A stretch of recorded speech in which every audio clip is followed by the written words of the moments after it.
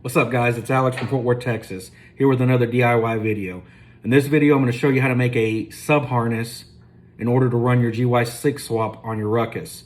This retains your factory harness, your ECU, and your fuel pump. The thing with the GY6 swap, it has an external starter, so you need a way to power that. And this is what I'm going to show you how to wire up. If you watch my other videos, I already showed you how to wire up the stator. Check it out. I got some other cool videos on there as well. This is super simple. If you're good with wiring, you know how to use some crimpers and some wire strippers. This shouldn't be an issue for you to do at all. Some of the things you're gonna need is a box of connectors. You can get these on Amazon. Some of these come with bullet connectors. You're gonna need those as well. So if you can get a whole kit, that'd be great. If not, then order separately. You're gonna need crimpers. I like using these. Got these on Amazon as well. They're perfect for crimping these connectors right there. And of course, some wire strippers. You're also going to need a GY6 starter solenoid, of course, wire to do all this. The biggest thing you're going to need, probably the most priciest thing, is going to be some kind of CDI. You can run an NCY CDI. Chances are you probably have one of these. I personally, on both of the ones I did on my Rucks, I'm running a CDI coil combo.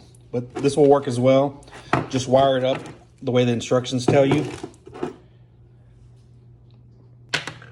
All right, what you're gonna do is you're gonna grab one of your 4-pin connectors and you're gonna use it to connect in between your controls and your harness. So what you're gonna do, we're gonna start with the part that connects to the actual harness. You're gonna connect the red, black, and the black, white. It's gonna go from your controls straight to your harness.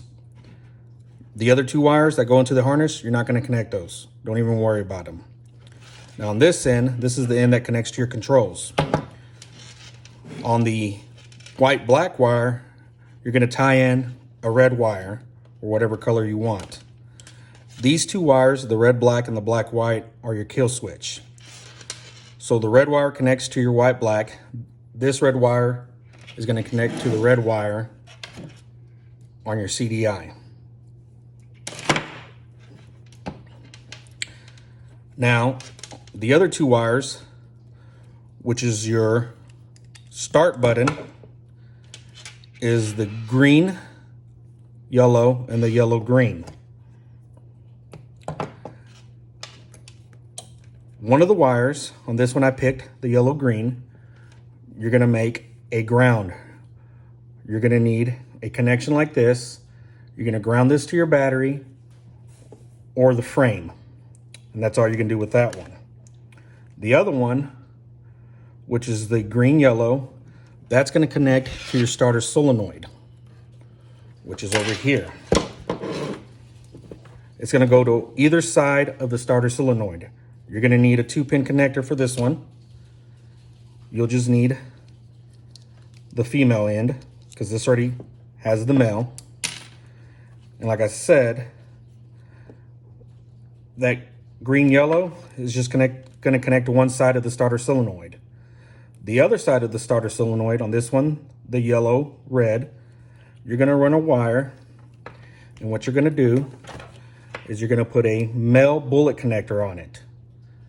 And then you're gonna get a double female and a single male, and you're gonna connect that all together, and that is gonna connect into there.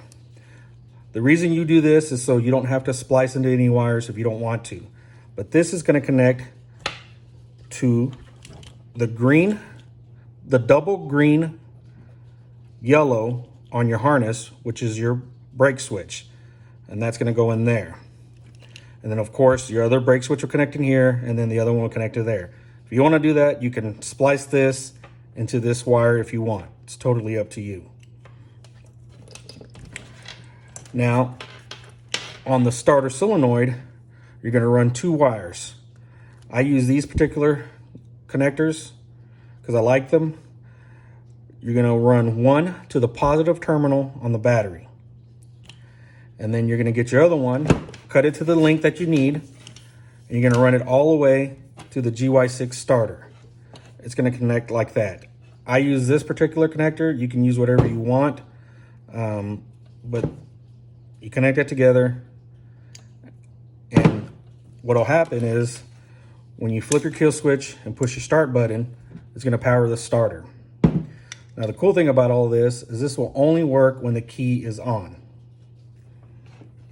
All right, let's talk about how we're going to run this. This right here will plug in perfectly into your factory controls. You have your kill switch and your start button. You don't have to do anything. This will control everything.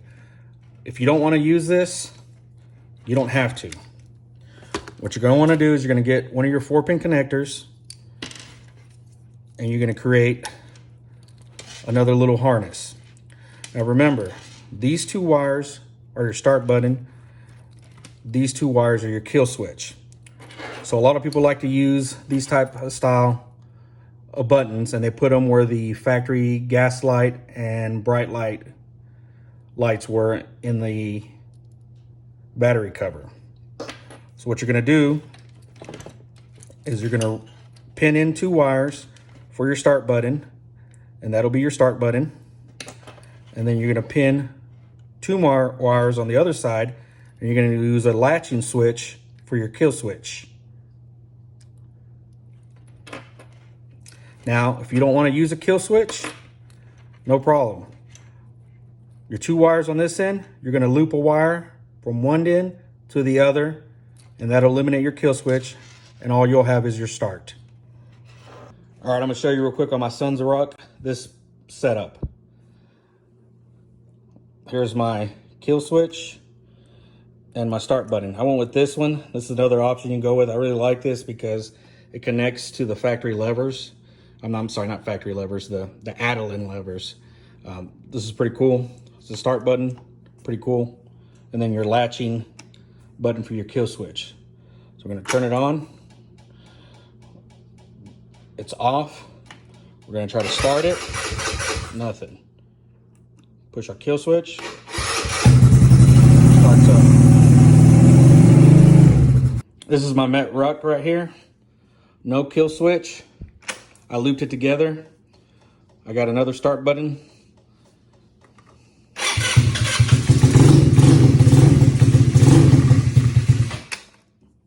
There you go. All right, just a couple more things before we finish this up. Carbs. A lot of people like using the GY6 carb. This is a 24 millimeter for the 150 cc. It has an electronic choke. The electronic choke has this particular plug on it. And as you see, it does not plug in to the factory harness. So they make an adapter that goes between these. I've never tried to find it. I've never cared.